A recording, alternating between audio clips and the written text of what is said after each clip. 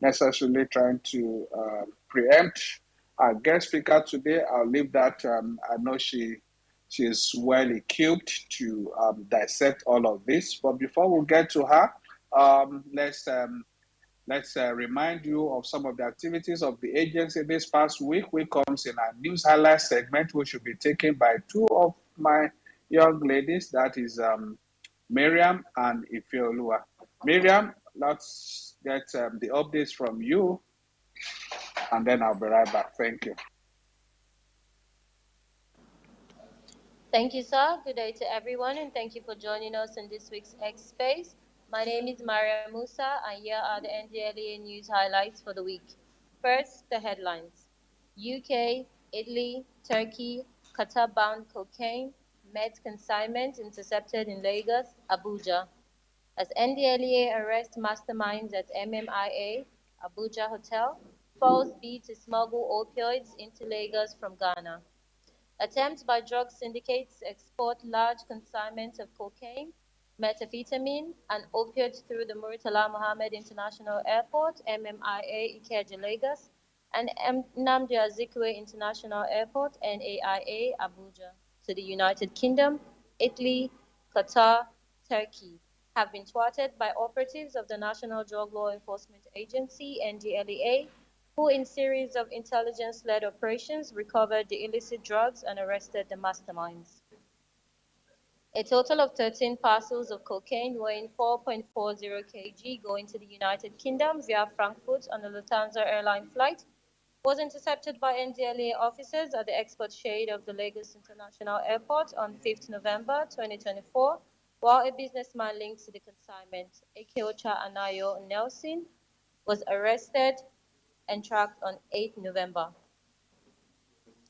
The bid by another businessman, Adegbite Solomon, aka Obama, to export 7,800 pills of tramadol, 180 tablets of Refinol, and 60 bottles of codeine to Italy was also foiled at the departure hall of Lagos Airport on Monday, 11th November, when NDLEA operatives arrested him after recovering the opioids concealed in food and other items while attempting to board an Ethiopian airline flight to Italy.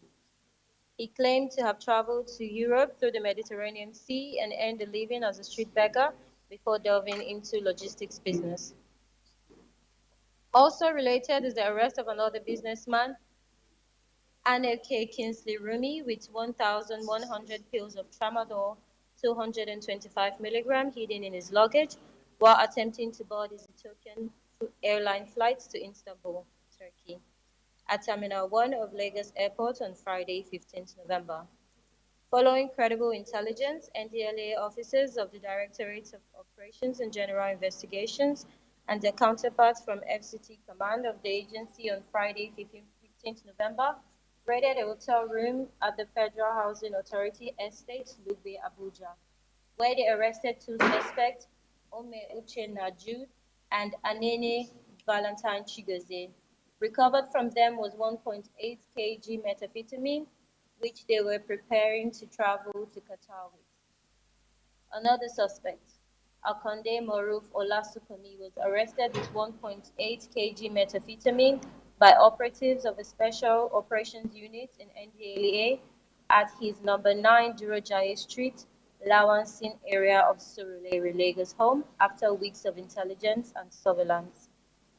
In another intelligence-led operations, officers of NDLEA Task Force on Saturday, 16th November, foiled the attempt by a trans-border trafficker, Emmanuel Okechukwu Okeke, to smuggle 50,000 pills of tramadol, 225 milligrams from Ghana into Lagos. The pills were concealed in the body compartment of a Toyota Hummer bus belonging to GUO Transport Company, driven by the suspect. The vehicle was intercepted at the Janiki area of Lagos Badagry Expressway while coming from Ghana. In Edo State, no less than 997 kg cannabis was recovered during raids in parts of the state, while 680 kg cannabis and a Sienna bus marked FST 320AE were seized at a bush path to Ogada Forest in Ogada. 180.5 kg of same substance was recovered from a suspect, Cecilia Ibe, at Ofusu Forest, Ovia Southwest Local Government Area, and 136.5 kg evacuated from a building in Otwo Community, Owan East Local Government on Thursday, 14th November. A suspect, Ifejimaha Chinonso, was on Wednesday, 13th November, nabbed with 88.3 kg cannabis by NDLEA operatives on patrol along the Lagos-Ibadan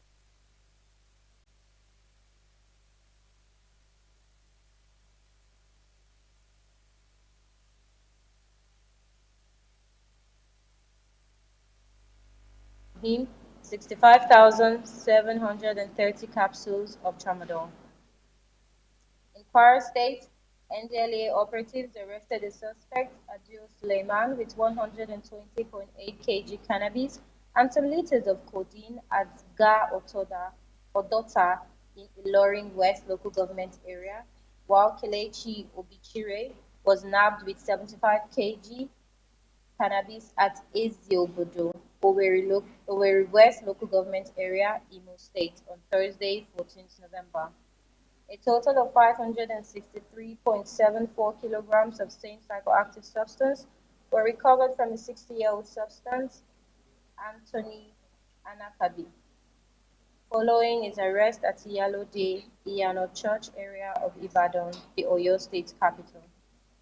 While commending the officers and men of MMIA, Jagi, DI, Oyo, Lagos, Imo, Kwara, Kano, and Edo commands of the agency for the arrest and seizures. Chairman Chief Executive Officer of NDLEA, Brigadier General Mohammed Buba Mara, retired, stated that their operational successes and those of their compatriots across the country, especially their balanced approach to drug supply reduction and drug demand reduction efforts, are well appreciated. That's it on arrest and seizures. Now here are some of the wider activities across the country for the week. Over to you, Ife. Thank you, Miriam. My name is my name is Ifetoluwani Mioni, and here are some of the water activities across the country for the week. The National Drug Law Enforcement Agency continues to make significant progress in the fight against abuse and traffic of illicit substances through the War Against Drug Abuse Water Social Advocacy Initiative. As a result, several commands of the agency facilitated drug sensitization activities across the country in the past week. On Monday, 11th November 2024, the Kano State Command of NDLEA delivered a water sensitization lecture to students and staff of Government Girls Secondary School, Kunchi. Sokoto State Command to students and staff of Government Secondary School, Tambuwal, and the Adamawa State Command to students and staff of Government Day Secondary School, Baza. On Tuesday, 12th November, Osun State Command delivered a water enlightenment lecture to students and staff of Iwo Grammar School, Iwo, while Ekiti State Command delivered same to students and staff of Christ Foundation College, Ikole, Ekiti. Following suit was the Cross River State Command with a water enlightenment lecture to students and staff of Government Secondary School, Odupani, and River State Command to students and staff of Community Secondary School, Oganama. Not less than 8 schools benefited from the water advocacy activities across the country on Wednesday, 13th November. The water sensitization lectures were delivered by Enugu State Command to students and staff of Model Comprehensive Boys Secondary School, Inyi. Edo State Command to students and teachers of Hisbullah Islamic School, Warake, Esako West. Lagos State Strategic Command to students and staff of Army Cantonment Senior Boys High School, Ojo. Port Harcourt International Airport Special Area Command to students of Federal University of Technology, Owerri. During their excursion visit to the airport, Anambra State Command to students and staff of Ebelechu Group of Schools, Unko, Onitsha. Niger State Command to students and staff of Paiko Academy, Paiko. Ebonyi State Command to students and staff of Federal Government Girls College, Izango. While Zonal Command gave a water advocacy lecture to students and staff of Priceless Heritage School, Idi, Igbaro, Ido Local Government Area, Oyo State. Thursday, 14th November, Benue State Command of NDLEA took its water enlightenment lecture to students and staff of NKEST Secondary School, Adipo. The week's activities were wrapped up on Friday, 15th November, when Akwa Ibom State Command delivered a water sensitization lecture to students and staff of Frank Comprehensive High School, Oron. Port Harcourt Port Command gave a similar lecture to students and staff of Ascension High School, Ogale Eleme, while Katsina State Command delivered a word advocacy lecture to Muslim faithful during their Jummah prayer at Central Mosque, Kufa Fada. That's the update for this week. My name is Ifetoluwanimi Oni, and I hand you over to our host, Mr. Femi Babafemi. All right, thank you very much, dear Miriam and Ife. I appreciate the updates from you. Now, welcome back from the news highlight segment. Now, let's remind ourselves about some of the rules guiding our process of engagement on this platform today. Please note that when we approve it, please note that when we approve you to be on the speaker's corner, please ensure that we remain muted until after the presentation by our guest speaker today, and we start inviting individuals by their names or their handles to make their contribution or ask their question, as the case may be, in few seconds. Please let's all stick to these guidelines. Please also note that we don't discuss politics on this platform, strictly on the issue of substance abuse and illicit drug trafficking, and how we can bring help to quite a number of our compatriots who are struggling with this scourge out there.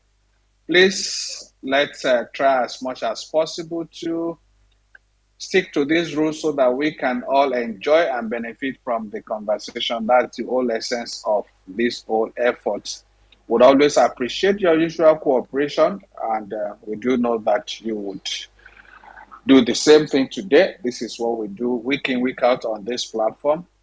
Now, let's, before I get to introduce our guest speaker, who I have seen is already well seated here, let's quickly remind you of introduce to those who are just joining us for the first time the NDLEA's Drug Abuse Call Center. That's a call center provided for millions of our people out there to be able to speak to our experts and get some psychosocial support services, get some teletherapy services, and get the needed help.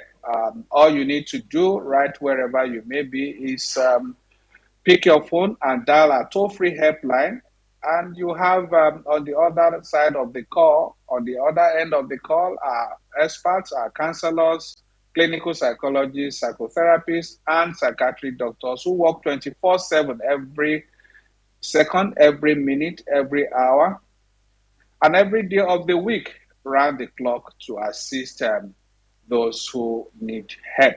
Please call the toll-free helpline, and that is 0800 1020 3040. I repeat the number again, 0800 1020 3040.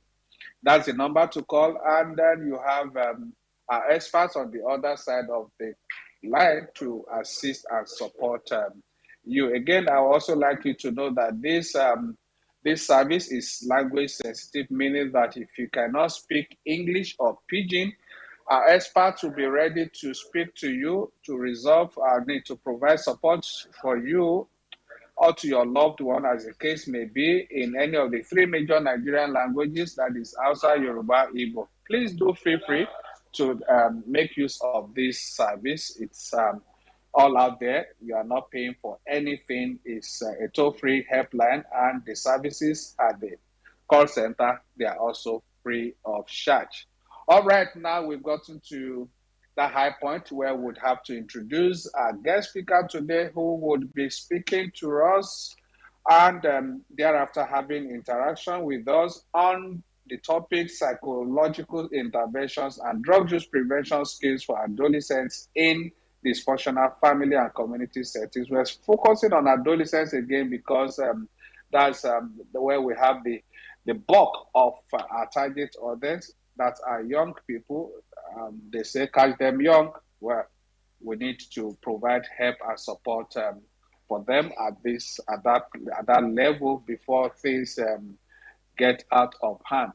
So I'd like to quickly introduce our guest speaker today. She is Dr. Shinyere Okonkwo. She's a trained and licensed clinical psychologist. She has a doctorate degree in clinical psychology from Covenant University, Ota in Ogun State, a master's degree from the University of Lagos, that's in Akoka, Lagos, and a bachelor's degree from the University of Ozuka, from the University of Nigeria in Osuka, as well as a diploma in social work from the University of Nigeria, also in Osuka.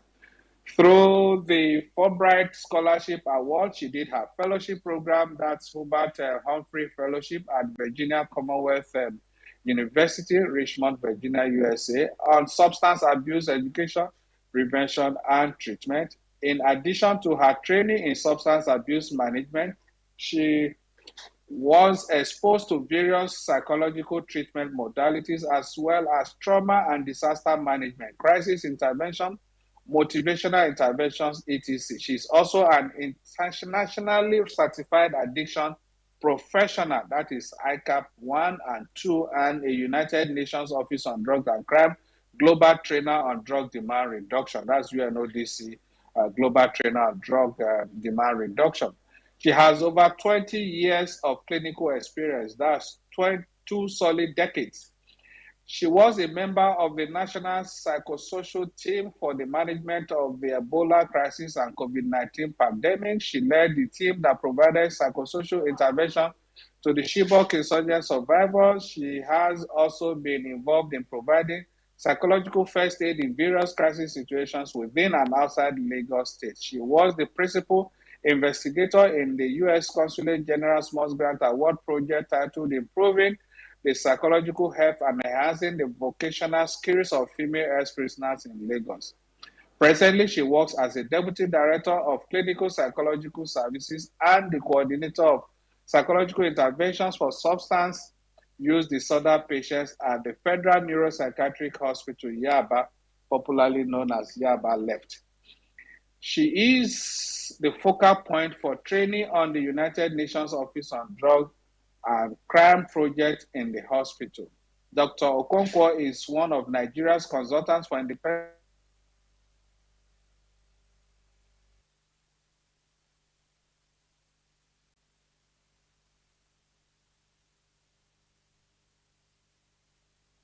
programs on psychological health and mental health. She is particularly interested in psychological health, workplace wellness, HIV/AIDS, and substance abuse issues in children, adolescents, and adults. Please join me in welcoming Dr. Shinyere Okonkwo as I invite her to unmute herself while we listen to her spend the next 30-40 minutes discuss our topic for today, and that is psychological interventions and drug use prevention skills for adolescents in dysfunctional family and community settings. Please go ahead with your presentation, Dr. Shinyere. Thank you for being around today. We appreciate you. Thank you very much, sir. Good afternoon, sir. Good afternoon, everyone. And good morning or good evening, depending on where you are located at this moment. It's really a pleasure to be here to make this presentation. I do not take it for granted because I know that you would have had so many other people that could do better. And you also have well-knowledgeable people on this platform. So I'm not going to teach, I'm going to speak, and then like the host mentioned, we'll talk more about that. So thank you so much, Mr. Femi, for the introduction. So in the next 30 minutes or thereabout, we're going to be talking about the psychological interventions and drug use prevention skills for adolescents in dysfunctional family and community settings. Now, first, when I saw this topic, I looked at it 2 times, 3 times, and I said, wow, this is huge. These are multiple topics in one. And I just said, well, I will do my best to see that I pull everything together. And I hope we're going to have a very interesting moment together this afternoon. So, we are talking about psychological interventions here, and I will really want to start by saying that there are two major roles that the psychologists play when it comes to providing intervention, irrespective of the condition. Major roles, meaning that besides these two, there could be some other few. And those roles are first to assess the situation. Just like every professional, you must assess to understand what you want to deal with in order to decide what exactly is required to be done in terms of the type of intervention. And so assessment is on one leg, and then the therapy or psychotherapy, as it's called, is on the other. Now, in providing psychological intervention for substance use, it is slightly different from providing psychological intervention for purely mental health issues. And so our discussion may not go through the line of, for those who have psychology background, those outlined formats or principles of psychological intervention. And so looking at the topic now, we're talking about adolescents. Yes, very interesting period. I want to assume that none of us on this platform is still adolescent, which means that we all experienced that period. Some of us can still remember how it was, how we felt, things that we experienced. Some of us were able to negotiate through the developmental stage properly, while others were not, and they are still paying the price till tomorrow. And so the adolescent period is actually a very sensitive period, because at this period, the issue of substance use initiation, is high, is on the high. And most times, preventing it at this level becomes very, very necessary. Even though more recent studies show that more people start to use, even pre-adolescents, there has been increase in children, especially when you have to go to basic classes. You see people that have experimented. But adolescent itself has its own challenge, and it is well known that some of these adolescents try to cope with the challenges of their developmental stage by using substance. So prevention at this stage becomes absolutely necessary. Now, talking about prevention, the primary aim is to help the individual to avoid or delay the initiation of the substance use, And if the person has started using, to ensure that you prevent the person from degenerating.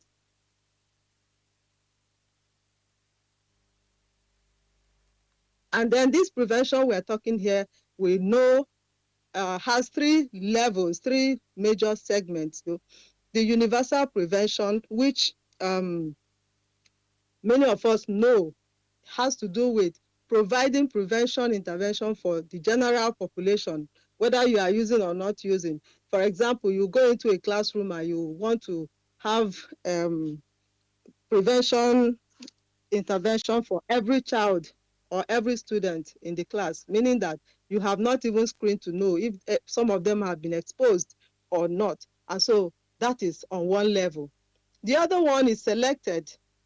This program targets people who are at high risk, people who have the higher tendency to be exposed to substance use, for example, children who grow up in areas that are volatile or areas that are known environment. We all know about the environmental influence and the issue of modeling and learning of behavior.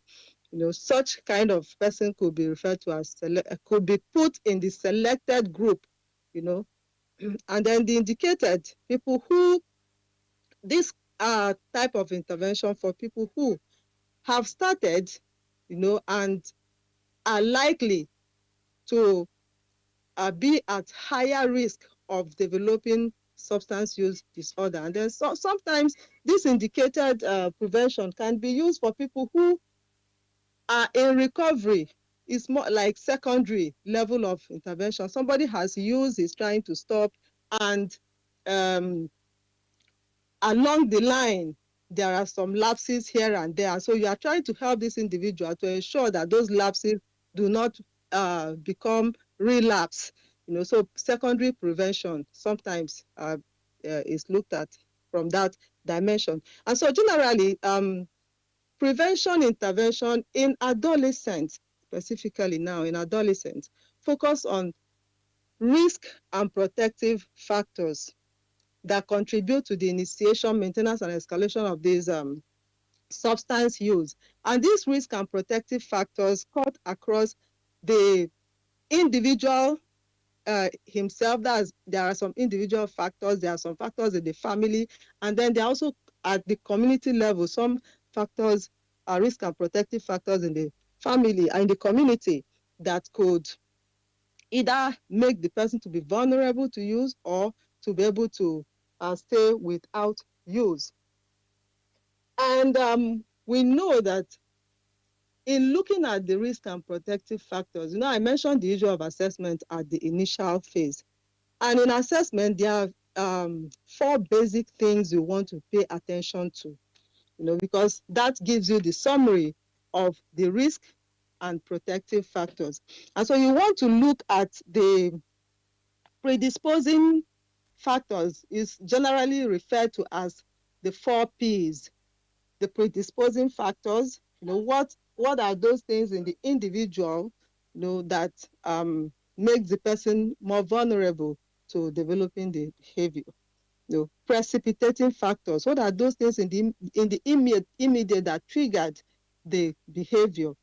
Perpetuating factors, what are the maintaining things in the environment that make this individual to continue to use. And then protective factors, what are some of those things that you can refer to as the strength of the individual, things that the person can anchor on to be able to work on the behavior if it has been started, or something that you can work on to help the person to actually prevent initiation of substance use. And so for adolescents, these risk and protective factors are very important aspects that we pay attention to in order to be able to achieve whatever outcome we desire to achieve, depending on the level of prevention that we desire to provide. And so we also know that the degree of involvement of substance use for any adolescent is often a function of the negative pro-drug social influences. Most of the time we talk about models and the environment and things like that.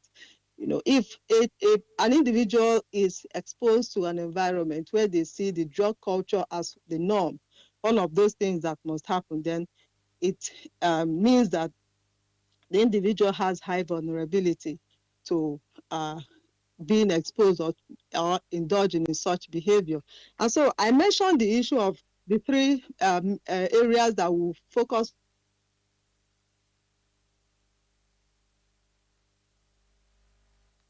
What are these? This has to do with the personal qualities or traits in this person.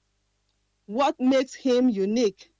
What he has, what qualities or traits he has that could help him to avoid engaging or starting the use of substance, or that could make him more vulnerable to use.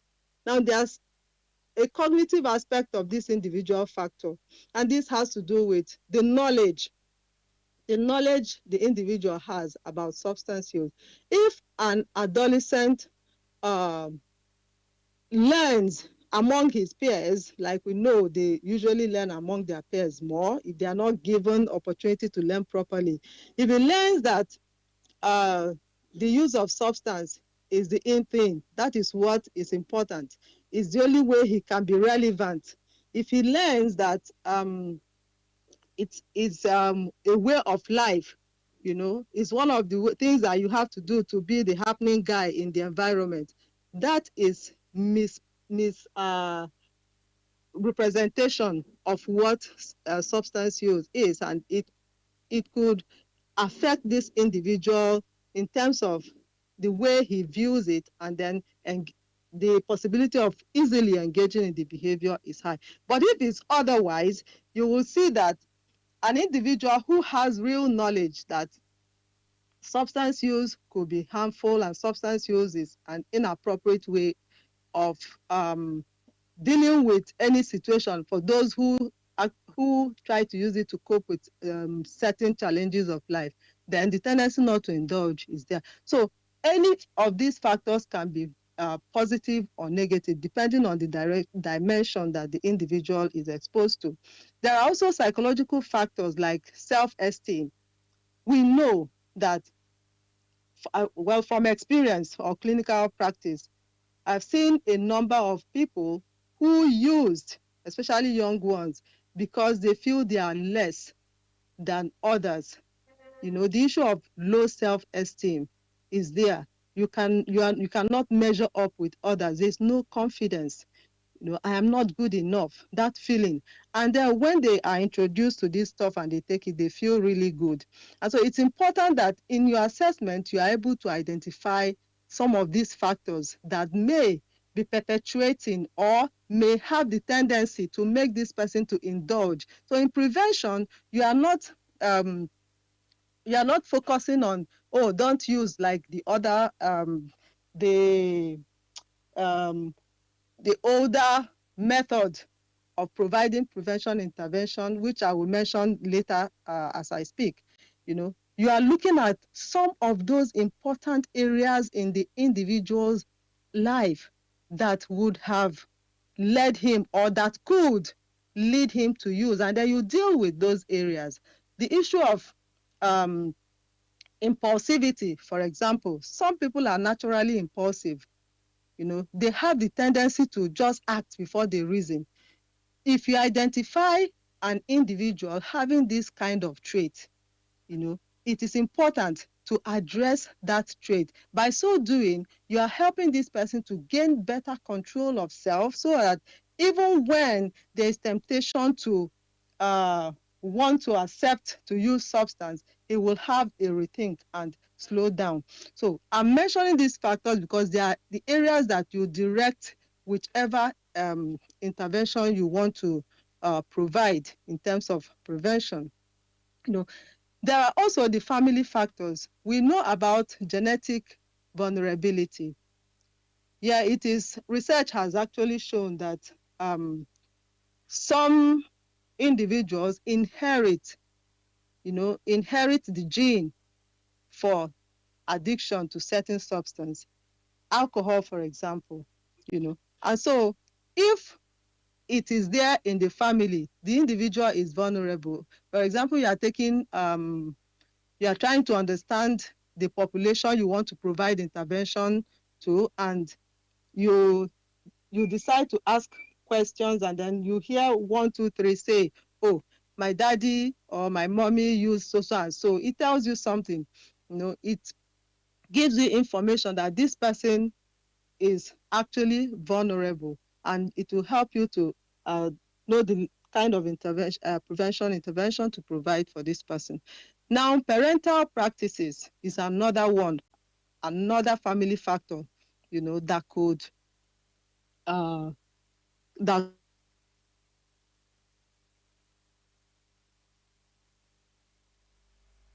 those substance.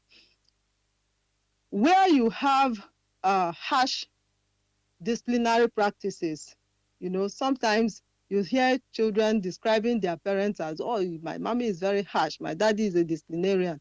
When a child hears the honk of the daddy's horn and he runs and becomes the good boy, and when the man turns his back, he becomes the lion in the house, you know. So such kind of thing can even make a child, you know, to have a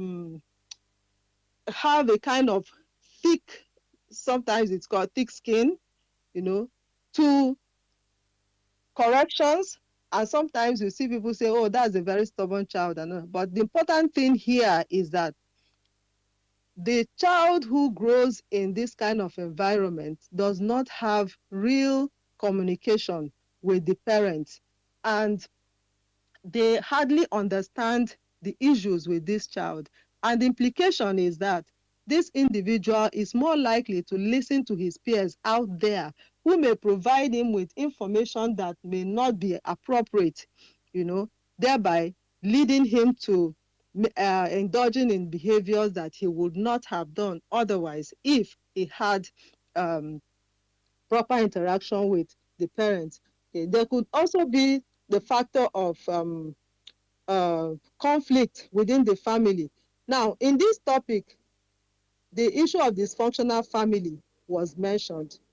And from experience over time, good number of adolescents who present with substance use, actually are like they are like the how will I, okay, they are like the ones bringing out the family problem. They are the ones, the window through which you can look and see that there is problem in the family. And so majority of them start to use substance as a reaction or as a way of coping with some very serious issues going on in the family. Dysfunctional home has strong link with initiation of to substance use and other behaviors like that. So one will now want to ask, what will you do when a child is in a dysfunctional home, knowing that family involvement in whatever form of intervention for any child or adolescent is very necessary. But we shall see what we can do, even for the individual in such kind of family setting. So the next family factor is social learning, the social learning process in the family. In a family where the use of substance is normalized, for example, you come to a home, you see the bar. The father has a beautiful living room with a bar with exotic wines, alcohol, and all that. And the father drinks when the children look on. If this individual, as adolescent, decides to start drinking, he will not see it as anything wrong. And if you want to provide prevention intervention for a group where this individual is part of, you are not going to be talking about alcohol being substance and so not good to drink, because his father takes it and the father is the model here. The social learning theory or the modeling aspect of behavior comes in here. So you have to understand these factors, from your initial assessment. Then we have the community factors. Now, basically, the community factors has to do with the individual's relationship or bonding with the environment.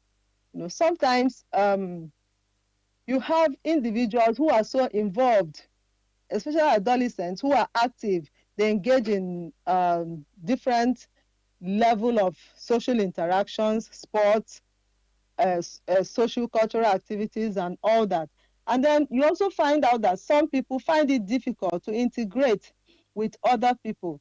Now, for those ones who find it difficult to engage or to bond with the people in the environment, you may want to pay attention, because it could be a case of self-esteem or lack of confidence in oneself, or even shyness, as simple as shyness. I remember one of the earliest cases of young ones that I saw in practice, a very brilliant individual, doing so well, gentle, well-mannered and everything. And he got involved in substance use, and the mother was like, no, this is not my son. I know my son. I brought him up well and all that. And this boy was brought in for treatment. Really, he wanted to stop. And everything that was being taught or said or practiced, he was part of it, active. And everybody was happy because originally a good boy. But at the end of the treatment, he left. It did not last up to 2 months. He resurfaced. He had relapsed. And it was like, for me, it was so, why did you agree that you would stop and you just came back? Remember, I said those was my earlier years. And then my immediate boss now said, okay, we will have to find out. Now, you are not going to be asking them that kind of question because they may not even have answer. And it may even make them not to appear for treatment anyway because they may feel judged. So let's understand what really happened. And so from interaction, it was derived that this boy, even though he was doing so well, he saw other people more lively, more sociable. He was so shy. And the only way he could feel elated, feel free to relate was by taking some stuff. And so we now realize that it was not about his substance use, it was about what was causing it.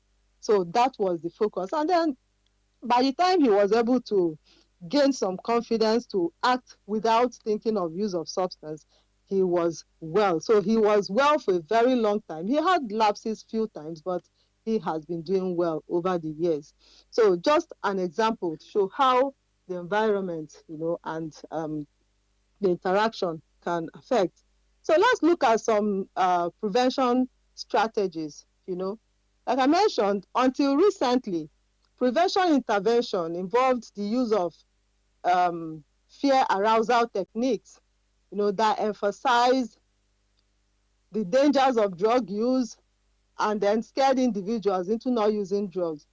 So you will see people telling you about all the harmful things that could come out of substance use, without mentioning of even some of the benefits, because in drug management, we always talk about the benefits so that when people hear only when people hear both what benefits, even though not lasting, very short-lived, and the consequences outweighing it, when they use and they experience that benefit without knowing, they will feel that you did not tell them all about it.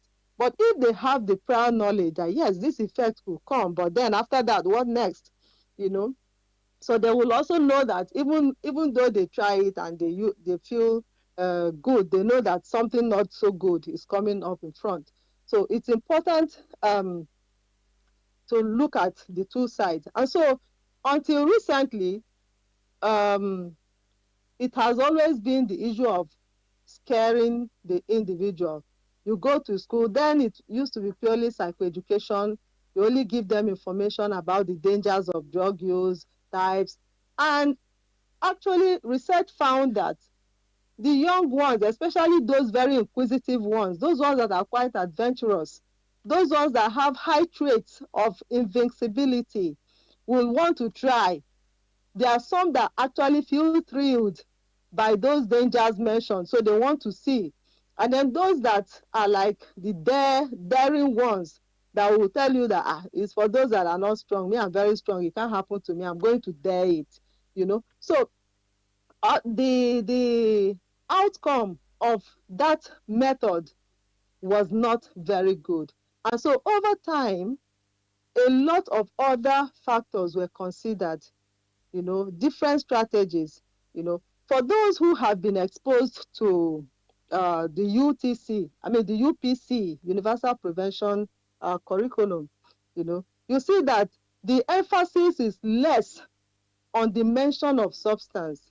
There are lots of behavioral adjustment and activities that are emphasized as strategies used for prevention instead of talking about don't use drugs. And so I'll mention a few of the strategies that could capture, some of those individual, family, and community factors that we had mentioned. The first one is, of course, we teach the individual some skills, information, providing information, and then engaging them in activities that will help them to acquire certain skills. So we have the social resistance skills.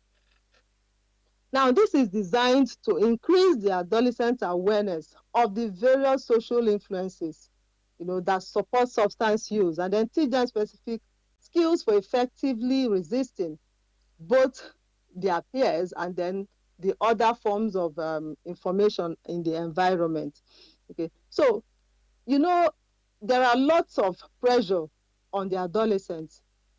You are on the other hand saying that substance use is not good, and then the barons, the traders, the traffickers, who want to remain in business by all means are at the other end promoting activities that encourage substance use.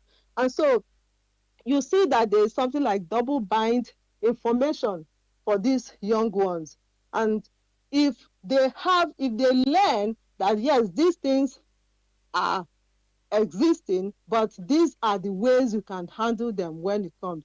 Imagine somebody who has a model he looks up to, in the maybe um, in the performance or art industry, and this person is involved in substance use. If you are trying to teach this individual that he should not even dare to start, he will tell you that the person that is his model is taking it and he's doing very well. As a matter of fact, when young ones come into treatment now and you are trying to inquire what led them into use, or when I go for maybe prevention intervention in community or in school, and you want to sample their views about certain people and what they do and substance. And so we actually tell you that if it's that bad, then why are these people very progressive? They're doing very well now. They are superstar.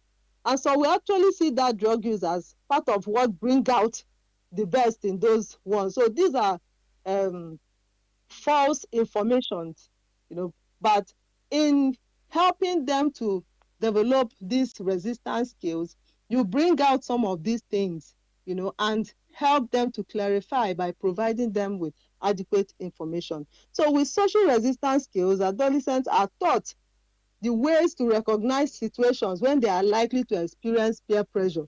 For example, if somebody is fond of being in the club, and you say, no, I just want to hang out with my friends. I will not use, but they are my friends. I'll be with them. This is one situation that an individual can actually put himself in harm's way that will lead him to start to use substance. So the adolescent is taught about the implication of being in such kind of putting himself in such kind of situations. Then the adolescents also learn that they can respond to direct pressure. They can say no. They learn how to say no and mean no. Some sort of assertiveness skills is taught. So this social resistance skill is basically about soft skills, helping them to acquire some soft skills that will help them to get by, in their day-to-day encounters. So even how to challenge some arguments that can come up. Sometimes these social resistance skills are activity based. You simulate a situation, you create a scenario based on their own experiences, and then they see for real what could happen or what they have been playing with. There's also the normative education aspect. This is more like the psychoeducation, but here it is not just about providing information about the dangers of drug use. You are also talking about correcting some misperceptions or misconceptions about some informations or things that people know about substance use. So the counselor or the person that is providing the prevention intervention now engage this individual, in discussion, sometimes activities, and you provide information to correct inaccurate perceptions regarding substance use. For example, most times the children will say, but everybody uses drugs. There's nobody here that does not use. It's important to point out that it is not everybody. You can back it up with some information or with some facts if you have. Some will say drug use make one to be creative. Oh, my friend said when he uses it, that's when he gets better idea to write lyrics and all that. You demystify all these things because you know that. Okay, Dr. Chichi, 3 more minutes. Yes. Okay. Oh. All right. So you help to clarify and demystify some of their beliefs, false beliefs about substance use. And one of those wrong information that they keep having and they hold strongly onto is the issue of, oh, drug use is legalized in foreign countries.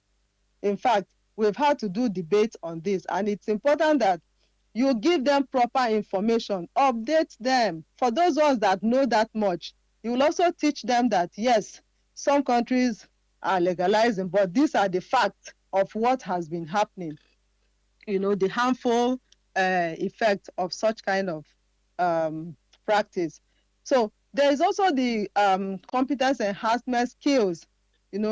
Now, research has shown that adolescents with poor personal and social skills are more susceptible to influences that promote drug use.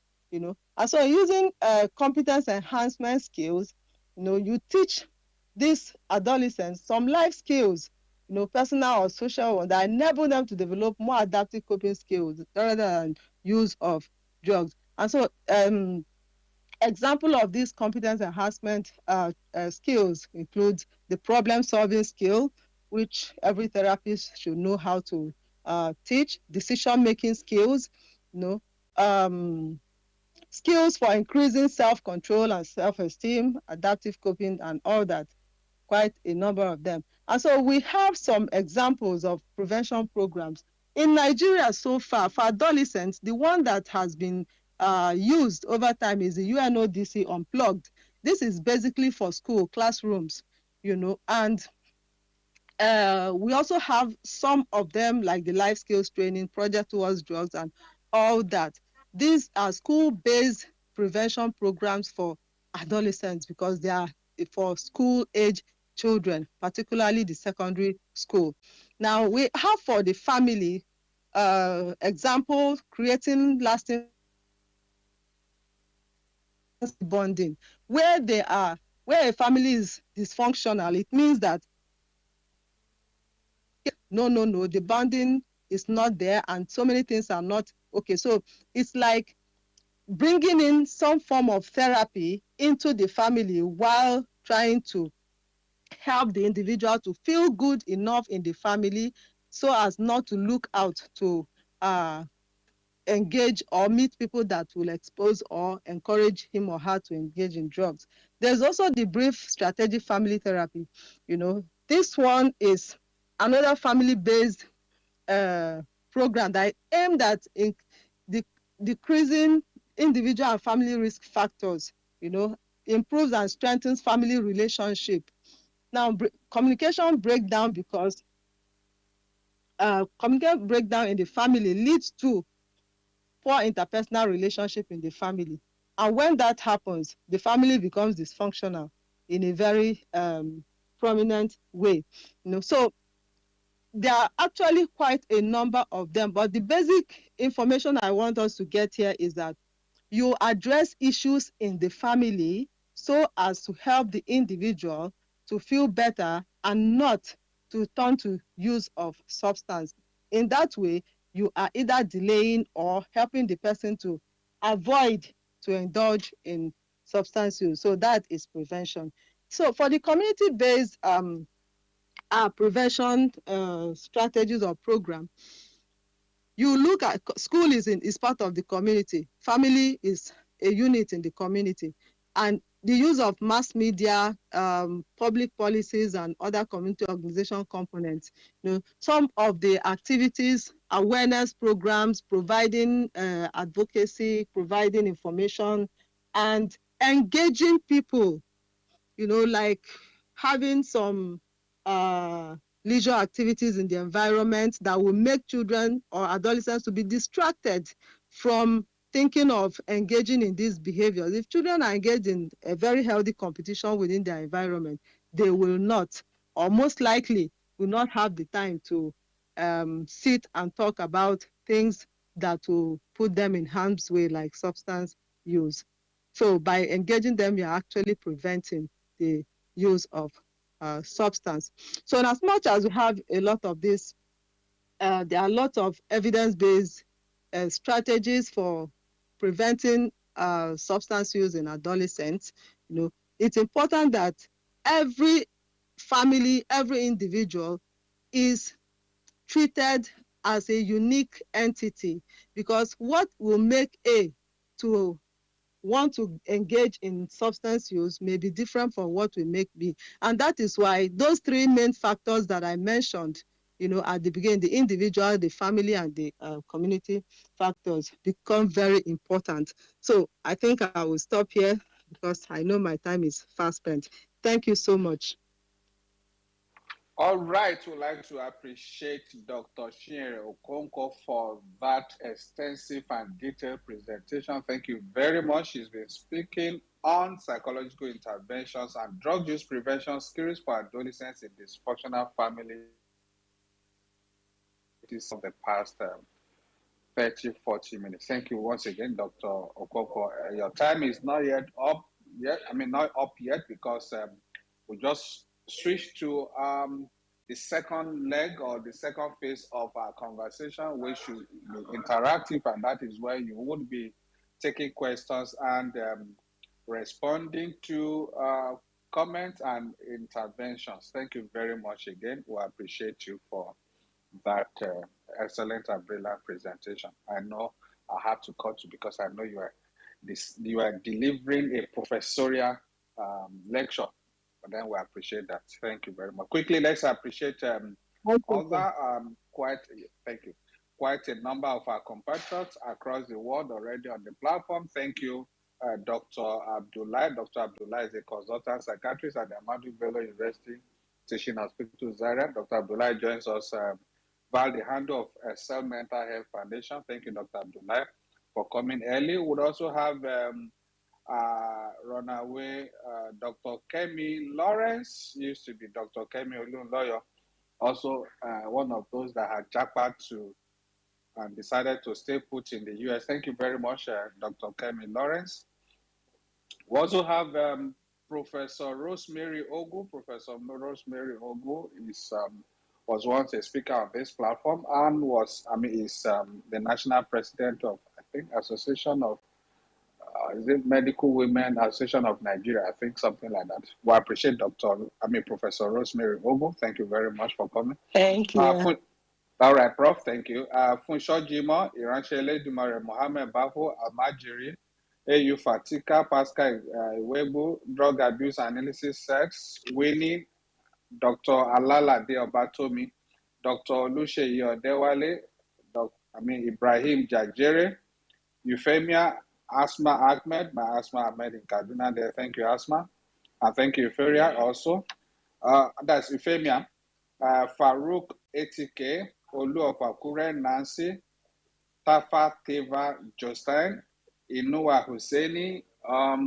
We also have Olani Pekun Richard, Dr. Abdul Ahmad, TK, that's Tinu Dowu. Tinu joins us from Maryland, US. Thank you very much, Tinu. I know it's early in the morning now. Suleiman, would also like to especially appreciate those joining us via YouTube and Facebook handles. Thank you very much. We appreciate your time with us. Quickly, let's switch to the conversation now. Let's get views and questions and interrogations of the presentation by Dr. Chinyere Okonkwo. First, let's have, it's quite a while Dr. Kemi speaks on this platform. Let's give her the first slot. Dr. Kemi, please go ahead if you can hear me. I'm using a headphone. Can you hear me? You are loud and clear, very loud and clear. Oh, very good. Yeah, I'm using a headphone. It's been 4 months, and I've been very busy. Good afternoon, everybody. It's Dr. Kemi. I'm a pharmacist and journalist and PR specialist. But I want to say something. You are a retired journalist. Are you still practicing? No, I came back. Okay. I came back, but I'm not doing conventional journalism anymore. All right, please go ahead. I'm doing opinions about everything, opinion journalism. But I want to say that in the 4 months that I've been gone, I left July 29th, and I couldn't come regularly because, of course, this show clashes with all my work. But coming back today, in the 4 months I've been away, I've noticed something very bad. The NDLEA has made a lot of seizures. It's just way too much. Every day I'm seeing drugs coming into Nigeria and drugs leaving Nigeria. Dr. Chichi's presentation, of course, was fantastic, and she hit the nail on the head because it's a continuous issue. We have to continue educating the young people because if we don't, this will happen where they will not be seeing all these doctors and all these intervention like things. But what she said about psychological intervention is definitely good. Very, very good. We've had many people with this same topic, and we have to continue. But that drug use prevention skills in adolescents, I feel that even around the world, I know you all saw what Donald Trump said. Mr. Babafemi, Mr. Trump talked about using ground air, I said ground air, ground military in the air and air force, ground military on the ground and air force in the air to sweep out drug traffickers. He talks about it like it's going to be a war.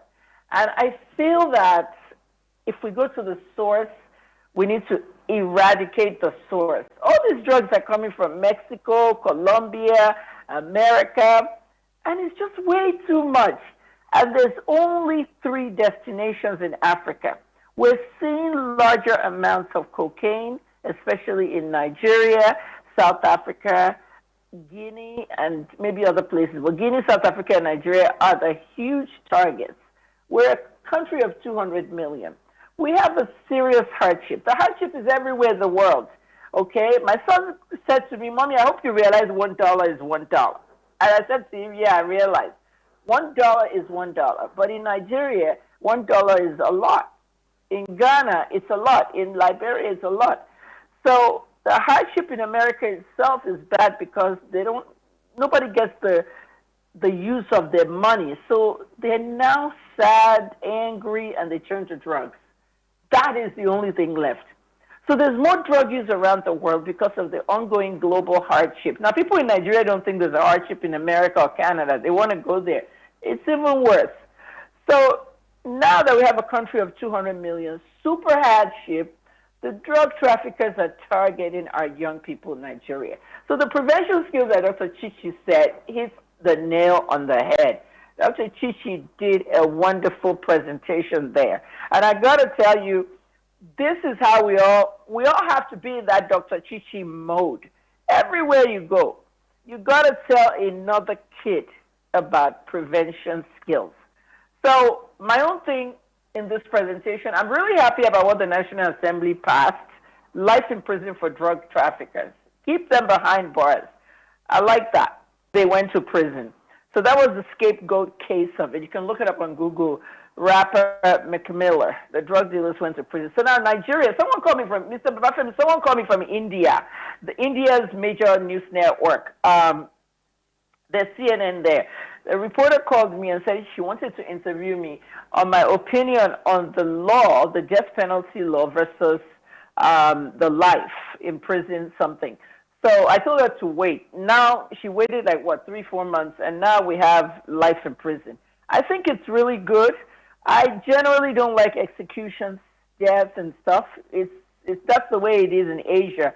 But in Nigeria, I think life in prison will also deter young people that want to sell.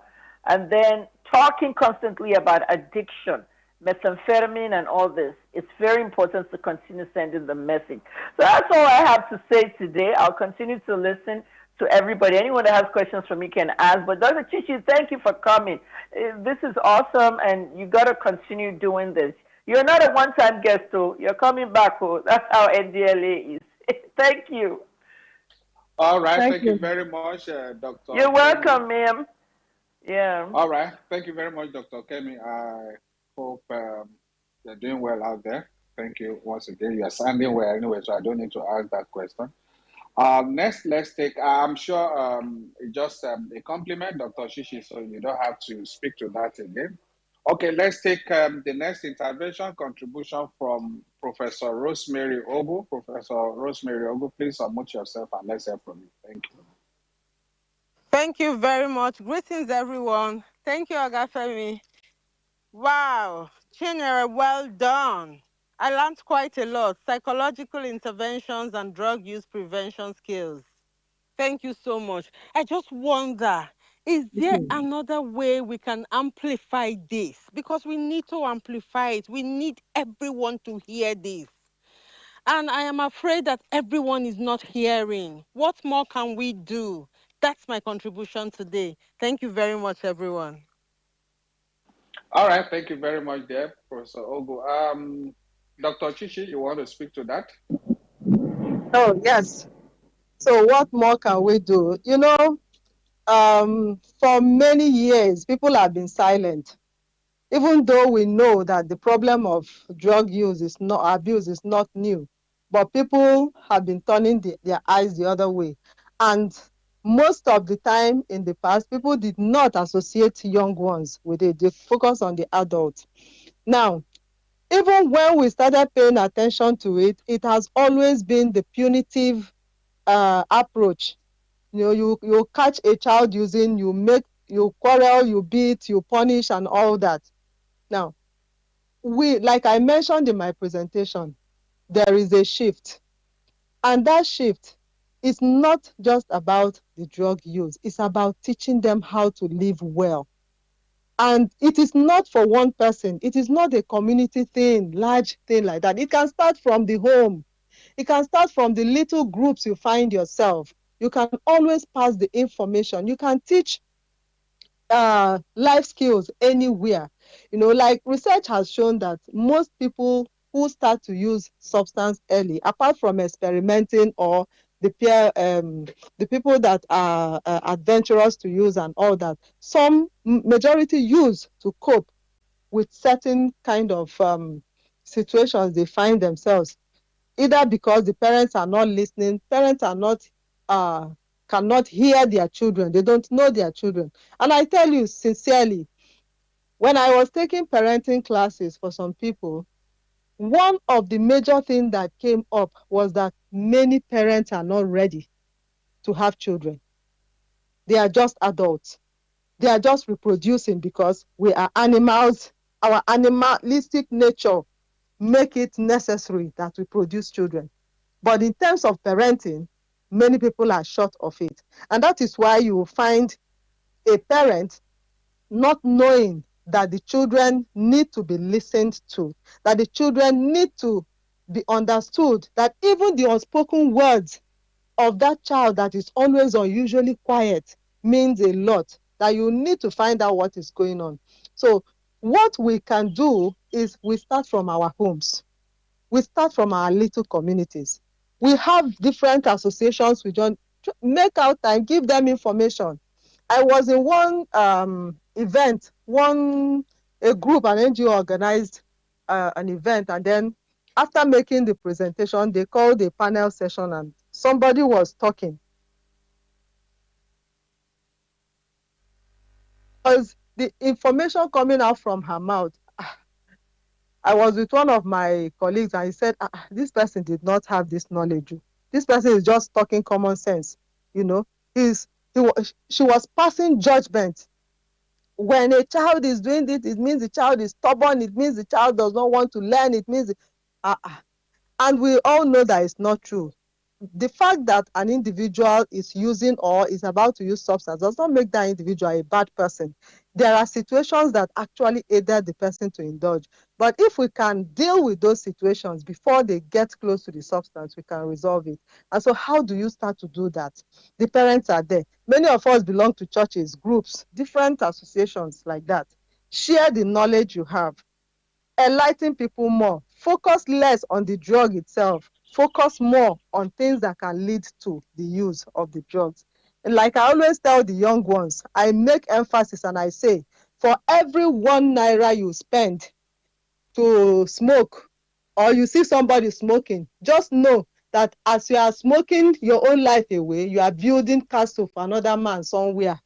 You are paying flight ticket for another man somewhere. to go and enjoy himself because he's making you buy his products, enriching himself, training his children, feeling well, whereas you are smoking or you are encouraging people to smoke and your life is degenerating. So it's important that we bear the facts for them, and then for as adults, we should be more responsive to the needs of the young ones. All right. Thank you very much, Dr. Chichi there. One of my takeaways from that, from her response there, is I call it my quotable quote is, as you are smoking your life away, you are building castle for another man elsewhere. So let's wash it. It's not all about fad. It's not all about getting high or trying to belong. Let's watch what we take, what we do. Thank you very much once again, Professor Rosemary Ogo, and thank you, Dr. Chichi, our guest speaker for today. Let's take the next intervention or contribution or question from Ibrahim Jajere. Ibrahim Jajere, are you ready? Would you want to unmute yourself now and make a contribution quickly? Otherwise, I'll go to our DM. Okay, Ibrahim, go ahead, please. Okay. Good afternoon, all. I actually want to appreciate Prof and Doc for their wonderful contribution. It is no longer, it's actually a problem that we are actually facing now in our own society, particularly in Nigeria. It has been an issue in all homes. It's hardly now you find each and every home that you don't find some of our children abusing drugs. So I actually want to say that the NDLEA, in fact, they are trying their best, but I want to say that they need to actually improve in distribution of this substance that is being carried out by those dealers.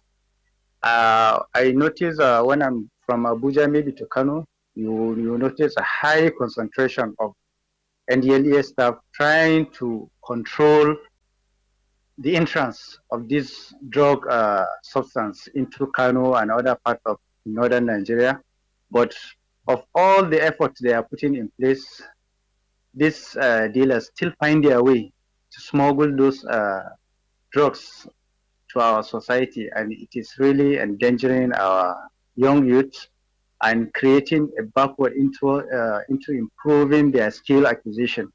So what I want to a little bit suggest to NDLEA per se, I would say they have been trying their best, and some of our young youth, when you are having conversation with them, you get to know that even them that they are abusing this drug, they are not happy. They want to stop, but still this anxiety of wanting to stop is making them not to be able to stop abusing those drugs. I don't know whether if the NDLEA can a little bit improve and widen their scope, at least their attention will be a little bit be going backward towards, because now they have a skill that in which they can use to take care of themselves. I think this is a little contribution I want to give in this part. Thank you very much. All right, thank you very much, dear Ibrahim Jajere. Appreciate your contribution. Indeed, this is a very important aspect, which I'll speak to an aspect of it, then I'll invite Dr. Chichi to speak to another aspect of it. But then the NDLA at the moment, we are the coordinated agency. Ibrahim Jajere, can you mute yourself now so that the interference from your end will not? Okay, thank you very much. Now, like I was saying, the agency is the coordinating body for in the area of supply reduction. That is where we do investigation, arrest, and prosecution of offenders. And just like you attest to it, that I can tell you the agency is doing tremendously well and doing a lot, and will continue to do with the support of people like you and other stakeholders. And in the area of drug demand reduction, where the skills acquisition thing you talk about, that is, which goes with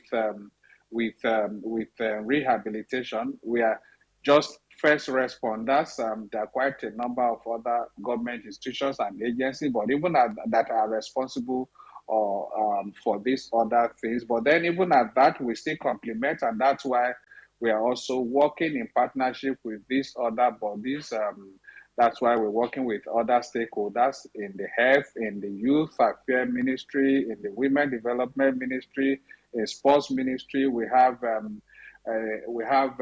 body called Interministerial Committee where we work with all of these other stakeholders to facilitate some of these things. And far and above that, we also work with the state governors, because the federal government at the national level here will not do all of these things alone. We need to work with the subnational governments as at the state level and at the local government level. And that's one of the things why the agency um, is working with the state governments and local governments to set up what you call drug control committees at those levels, so that they can work with our commands in those areas to be able to, so that to be able to put some of these measures in place to empower the young people, whether um, when they are not even involved in, just like Dr. Chichi said, when they are not even involved in drugs, they need to be empowered with skills acquisition, so that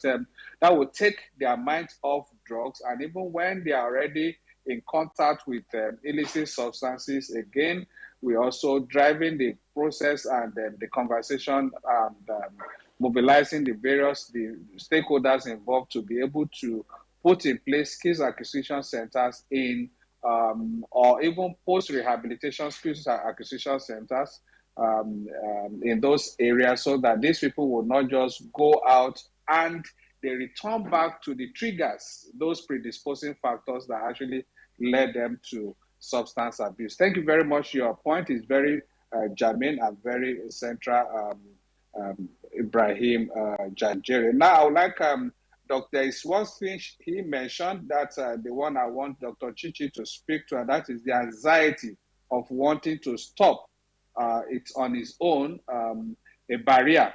Dr. Chichi, would you like to speak to that, please? Yes, thank you. Yes, of course. It's not easy to break a habit, especially one which has been found to alleviate certain feelings, in individual. So one of the major things that keep individuals who have already initiated use from quitting is the fear of what will happen. And that is why many of them are encouraged to go for proper treatment. They are supported to walk through a phase. In fact, substance use rehabilitation is in phases. It's not just one-off or one-time stuff. And that is why the rehabilitation process, or the act of wanting to quit, is called the recovery journey. It is not something that, okay, let me go and treat it and then I'll go. And for those who have those anxiety of stopping, if they are opportuned to access treatment,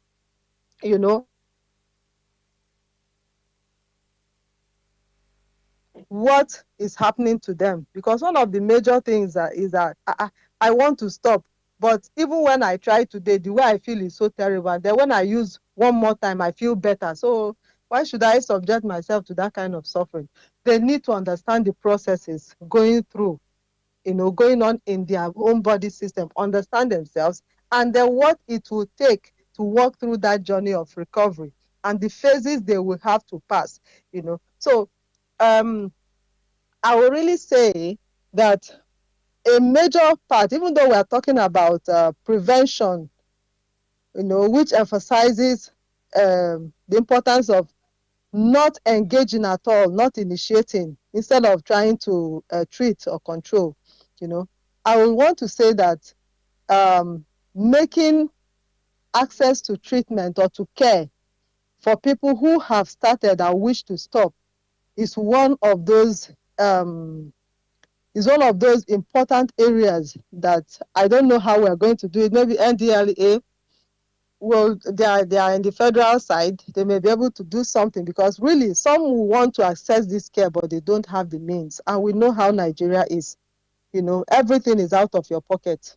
Even those that do NHIS, it does not cover substance use. You pay from your money, from your pocket. So, and enabling those that really want to try but have a fear to access professional care can help them to also work on it. But most importantly, anything we can do to delay or make young ones to avoid initiating the use at all is the best. Prevention is far, far cheaper than treatment.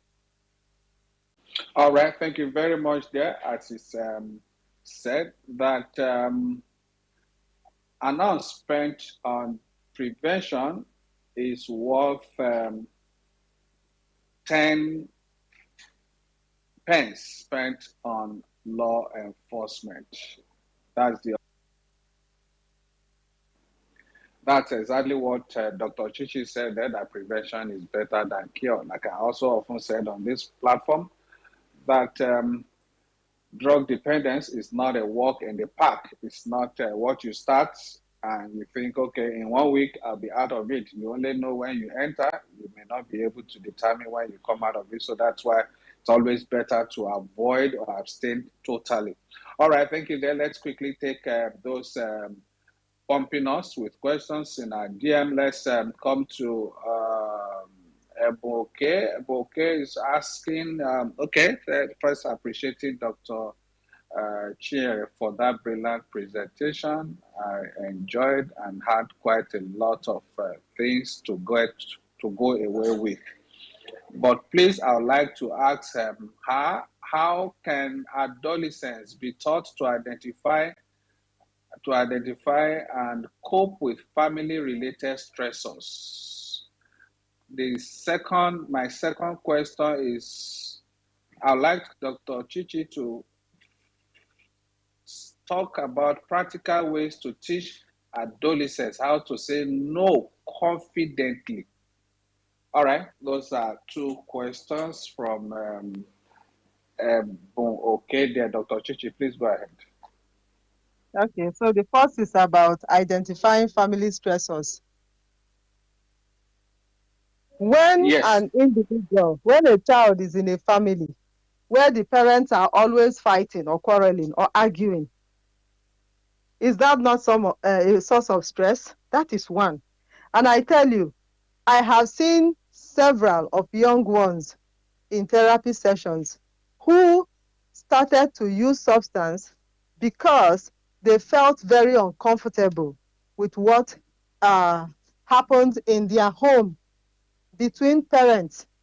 They felt so uncomfortable. In fact, there's a particular one that I keep remembering, even though it has taken years, and the young man is much better. He said what made him to start was he was sitting down, always moody in the school. After school, he would not feel like going home because he perceived the home as very hostile because of the parents' marital conflict, And another student was observing. And one of the occasions, that one walked up to you, why are you always like this? You should cheer up, be happy, life is good. And that one was like, what is good about life? I don't feel like going home. Everywhere at home is hot. When I get home, they're either shouting or quarreling or there's no happiness.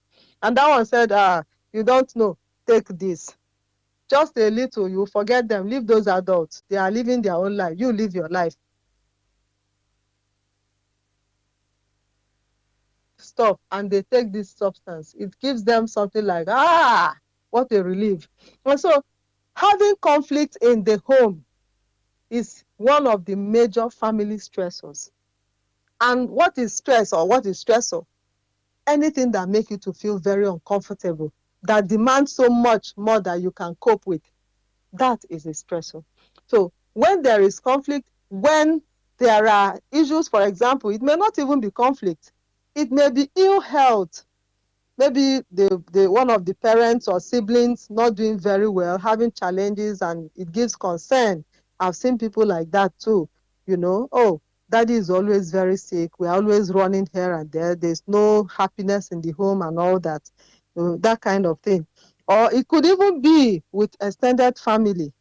It could be lack. Oh, we don't have, each time there is need for this, nobody, mom can provide, dad can provide. It could be lack of resources. Stressor can be anything. But as a clinical psychologist, the way we look at stressor is what individual is an individualized thing, because something that you perceive as a stressor for A may not be for B. So it's a personalized thing. An individual should be able to talk about situations in the family that give him concern. An adolescent should be able to talk about that. And it's when he talks about family dynamics and interactions that you're able to help to identify, oh, these are the issues going on. You are not feeling well with them, and then you may want to address that. So family stressors are things that are within the family, and the individual can actually speak to them. You may not use grammar to identify them. Just talk about things that you see in the family that are not so good, or you don't feel comfortable with. The adolescent should be able to identify that. And sometimes it may be carelessness of some parents, exposing them to substances within the house, especially if the parent is using and all that. So that is on one. So the second question is, okay, how to say no. How to say no confidently. How Practical to ways say to, no. Yes. yeah. Yes. Now we talk about assertiveness skill. In providing assertiveness skill, you are teaching the individual to be able to refuse, to say no and stand by his decision, or say yes and stand by his decision. Now, when you have a reason for saying no, for example, an individual approaches one like the young ones do, oh, you can have this, it's very good, it's for everybody.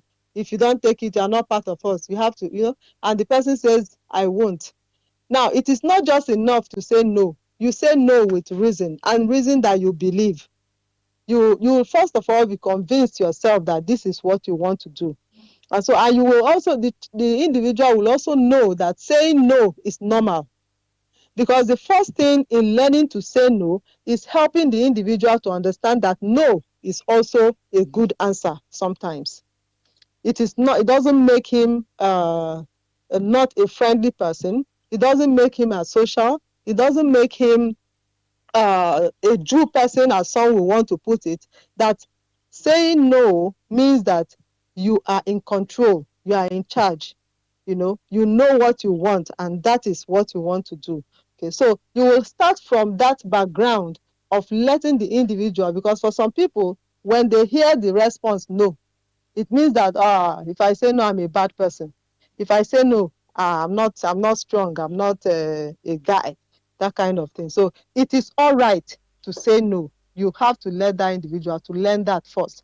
So when the individual understands that much, then you will also go further to explain that when you say no, I won't do this, because you should have your reason for saying no to whatever situation you don't feel good with. And you don't necessarily have to get the other person to agree with you on your reason.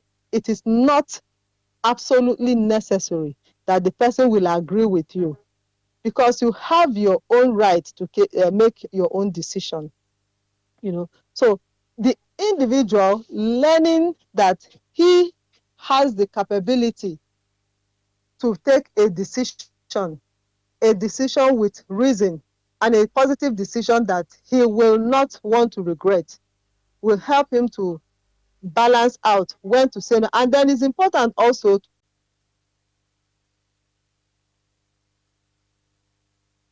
instead of saying no now and then, after some minutes of pressure, you say yes.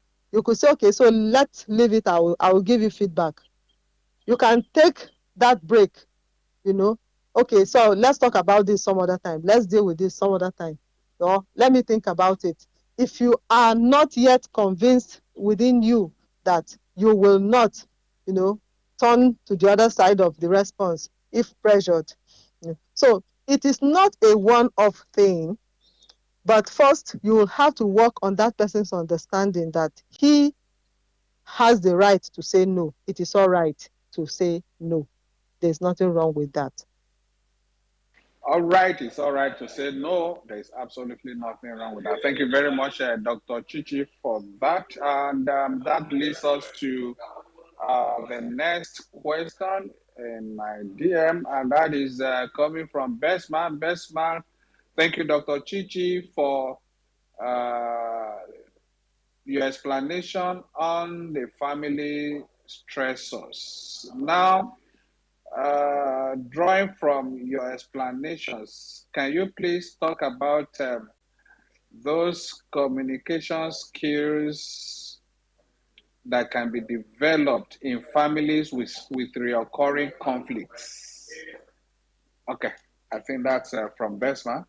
Families with recurring conflicts, just as you explained family stressors. So Besma is asking, what are those communication skills that can be developed in resolving issues in families with recurring conflicts? Please go ahead, Dr. Chichi. Okay, so talking about communication skills, the basic thing to know there is, one, having the ability to listen and try to understand the person speaking or the other person. And also bearing in mind that the fact that you are listening does not mean that you agree. And the fact that you are listening does not mean that the other person has overshadowed. Because the issue of communication, you know, is a two-way thing, the speaker and the listener. And sometimes it may not even be it may not be verbal communication. It may be non-verbal. It may be attitude. It may be behavior. Now, when there are communication or there is communication issue in the family, the important thing is to pay attention. I have my own view, yes, but I need to understand where this my mother, my father, my spouse, my sibling is coming from. So let me hear and respect people's views as well, even though you don't agree. You want to respect that's their view, and know that as you are entitled to your own view, others are entitled to their own view. And what do you do in trying to understand or resolve issues? You will want to convince the other person to buy your own view. And you are not going to do that by raising your voice. You are not going to do that by quarreling or stamping authority. You are going to do that by providing um, uh, adequate or convincing reasons or points, and then give the person chance or room to deliberate over it. Problems of communication actually get worse in families where one person wants to say it and it must be done that way. A father is in the house and says, "Oh, my son, you are not going to wear t-shirt out of this house today." And this son is like, "Every of my classmates, that's what we have agreed to wear." There's nothing wrong with wearing t-shirt, but because you as the father feel that this child must do what I want him to do, you insist without listening. I'm just giving an example. So when you are able to listen, you may eventually end up convincing the other person to agree or buy into your own idea without much argument over it. So the issue of communication, and it's also important to talk about non-communication, because just as we talk about non-communication, closing up, not relating or not expressing, assuming. In fact, most of the family issues I have seen occur as a result of poor communication or non-communication. He has closed his bag. That means he doesn't want me to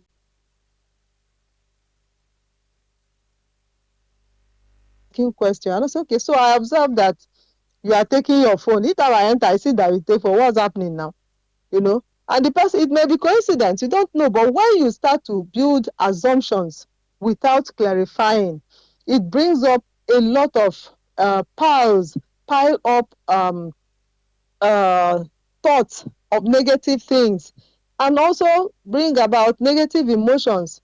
So assumptions are usually not good at all. So when you open the channel of communication, the method of communicating is equally important. So I guess I've been able to touch that for you. I believe so. Thank you very much, Dr. Chichi there. Okay, let's quickly, because our time is fast spent, let's quickly take this one from Khartoum. Khartoum, well, first, I appreciate Dr. Chichi, blah, blah, blah. And thank you very much, Khartoum. Okay, my question is for an adolescent facing familial instability. How can schools and community organizations provide support for such individuals? That's from Khartoum. Please go ahead, Dr. Chichi. Yes, I'll come to you, Ibrahim, after this. So the intervention of the school or the community will be determined by the nature of the familial instability. If it is about maybe just disagreement, there's no life threat, there's no abuse, there's no abuse, physical or emotional, what I mean, then it may be necessary to involve the family in discussion. One thing I've also observed in line of practice is that most times family conflict emanate from spousal interpersonal issues.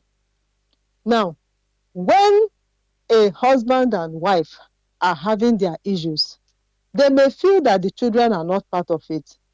They do their thing, but the children are observing and it's affecting them, And because they don't pay attention to how what they do affect these children, they just do it anyway, whether they are there or not. And then some believe that when they provide them with all the material needs, everything is okay.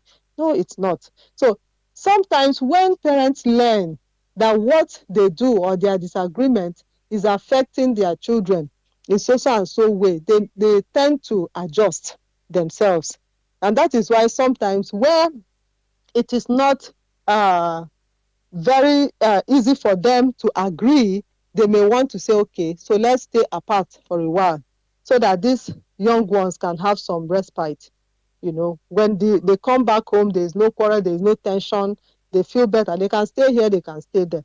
So when the school has to intervene, it depends on the nature of the problem at home, even the community, but whatever form of intervention they want to do, it's important to involve the family, other family members. And that's why sometimes family therapy happens, so that people will understand how their various behaviors are affecting the others in the same home. Okay. All right, thank you very much there, Dr. Chichi. Before I invite Ibrahim to make his contribution, let me quickly acknowledge Abiodun, then Princess Shimokai. Princess Shimokai is US based, but is currently on assignment in Asia. Thank you, Princess Shimokai, for always finding time to be with us.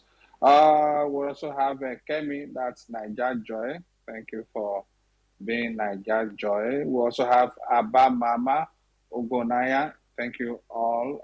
I cannot mention everybody, but just be picking some that comes in front of my screen so that we can appreciate your time with us. Okay, quickly we'll take the question or contribution from Ibrahim again, and then Dr. Chichi will come in to make her closing remarks, and then we'll draw the curtain on this conversation today. It's been an awesome 2 hours. Thank you very much. Ibrahim, you can go ahead now, please.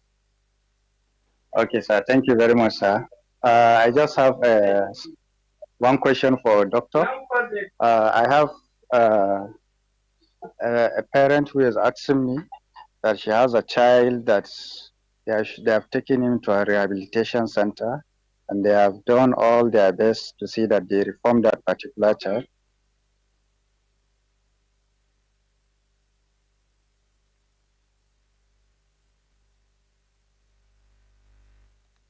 Zero. It's even worse than when they even took him to the rehabilitation center. So I want a doctor to give us an advice on situation like this when parents encounter with their children. Thank you very much. Okay. Please go ahead, Dr. Can I T. go ahead? Okay. So, like I mentioned, rehabilitation is not a one-off thing. Going through rehabilitation is like making one, when you have a baby who is learning to walk, he's just starting to walk, and then you now push the child out and say, "Oh, start running, just keep moving." The person will fall. What happens is sometimes when people send their words to rehab and they actually get well, doing so well, they take it for granted, that, oh, they have overcome. In recovery, you don't overcome just like that. Some years ago, I met a man that told me that he was in recovery for 35 years. He said he has been upstanding for 35 years, but he never relented. He never took it for granted for one day because he knows that he could still have a lapse or relapse. Now, and I was surprised and asked, why? You have tried now for 35 years, it should be done. And he told me that, yes, anyone will think like that. But if you really know what drug is, you will know that you don't say, I have arrived. It's a work in progress. And that's why I made the statement that it is a journey, a recovery journey. So when a person is sent to a rehab, that is just phase one of the treatment. What happens next? The importance of follow-up.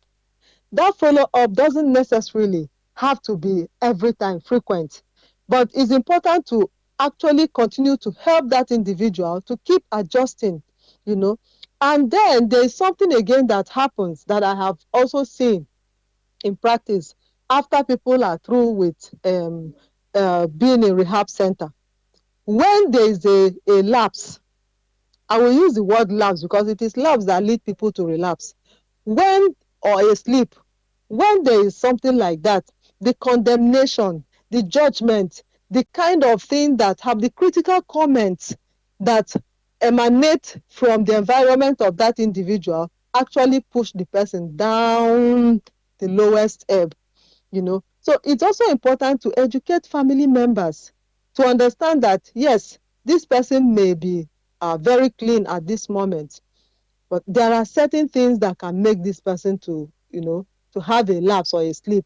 But if there is a sleep like that, it doesn't mean that the person has failed. It simply means that the person had what we can describe as a hiccup or a hitch, but he cannot remain down. He needs to be encouraged to continue. So we pay more attention to when people fail without acknowledging the fact that they have been clean. I tell people, I say, yes, working in rehab setting is a very challenging one.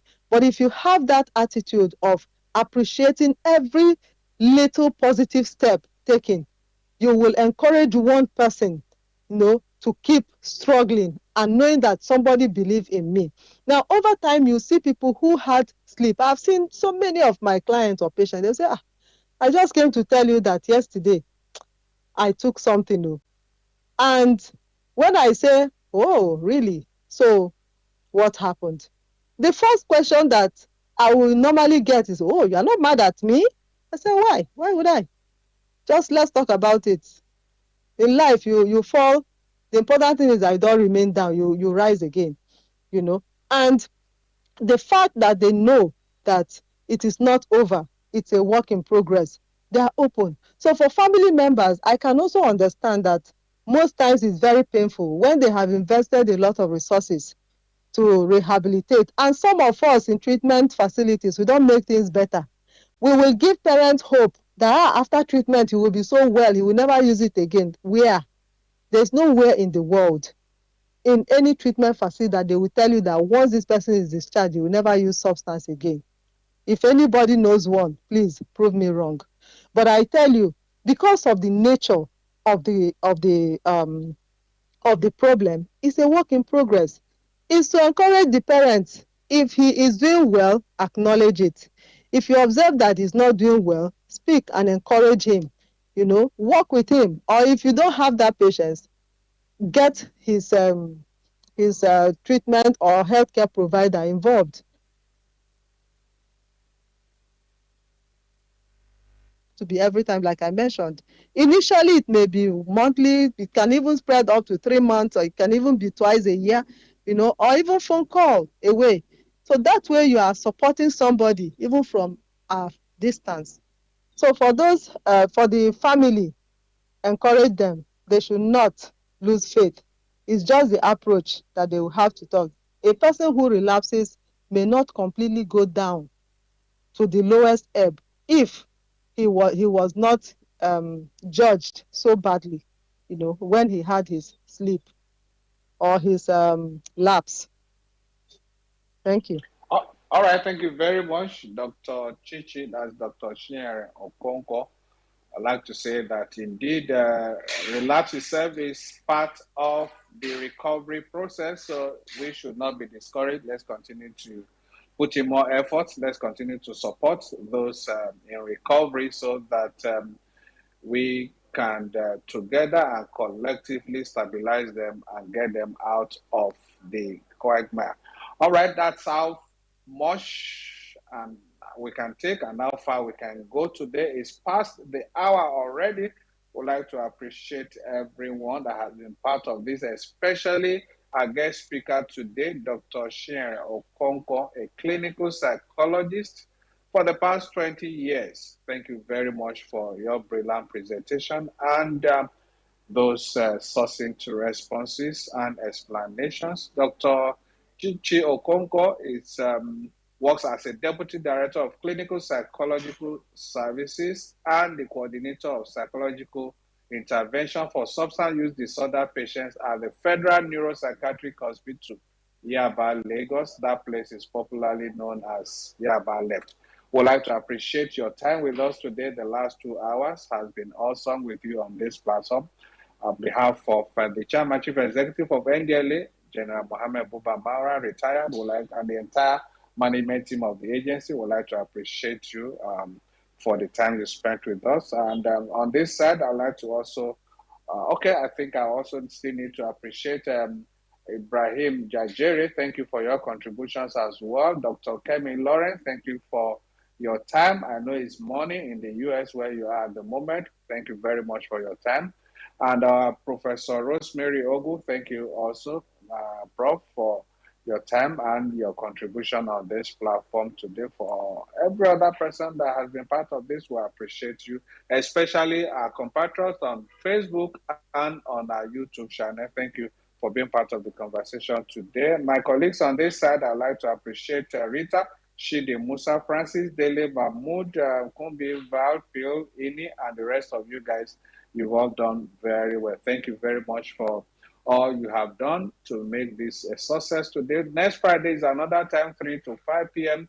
We'll be here again discussing another related matter, trying to raise awareness and extending the frontiers of the conversation to mobilize a drug-free society, drug-free families, drug-free communities. Thank you once again. My name is Femi Babafemi, and I'll see you next week. I hand over to Mahmoud now. Bye for now. Thank you. Thank you very much, sir. Mr. Femi Babafemi, NDLA's Director of Media and Advocacy, for guiding us throughout today's program. For more information about NDLA, our listeners can visit our website www.ndla.gov.ng. Our social media platforms remains at NDLA_Nigeria on X, Instagram, YouTube.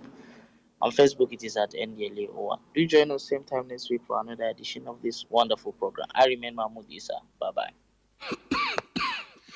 Answer. It be you way say you want mamba. No. Scoosh. No. Good. No. It be you way say you want drama. No. Answer. It be you way say you want loud. Before, science student had nothing on me.